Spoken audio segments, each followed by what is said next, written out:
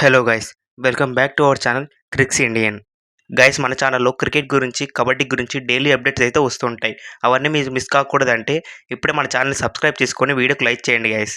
Asia cup Dubai వేదికగా జరిగిన India versus UAE మ్యాచ్లో అయితే ఇండియా టాస్ గెలిచి మొదటిగా ఫీల్డింగ్ అయితే ఎంచుకుంది. మ్యాచ్ ప్రారంభమయ్యాక ఇండియా బౌలర్స్ దాటికి యూఏఈ టీం అయితే కుప్పకూలిపోయింది. కేవలం 13.1 ఓవర్లలో 57 రన్స్ చేసి ఆల్అవుట్గా నిలిచింది. ఇండియా బౌలింగ్లో కుల్దీప్ యాదవ్ అయితే చాలా బాగా పర్ఫార్మెన్స్ చేశాడు. కేవలం 2.1 ఓవర్లలో 7 రన్స్ ఇచ్చి 4 వికెట్లు తీసుకున్నాడు. అండ్ అలాగే శివం దుబే కూడా కేవలం 2 ఓవర్స్లో 4 రన్స్ మాత్రమే ఇచ్చి 3 వికెట్లు తీసుకున్నాడు. అండ్ తనకు తోడుగా బుమ్రా, అక్షర్ పటేల్, వరుణ్ చక్రవర్తి చెరో వికెట్ తీసుకున్నారు.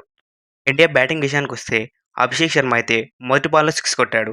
మ్యాచ్ స్టార్ట్ అయినప్పటి నుంచి 200 స్ట్రైక్ రేట్తో 3 సిక్స్లు 2 ఫోర్లు కొట్టి తను ఉన్నంతసేపు విధ్వంసం సృష్టించి వెళ్ళాడు.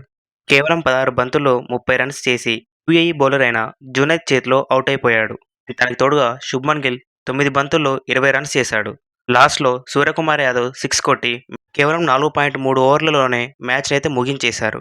అండ్ ఇండియా రెండవ మ్యాచ్ వచ్చేసి ఇండియా వర్సెస్ పాకిస్తాన్ 14th సెప్టెంబర్న దుబాయ్లో జరగనుంది.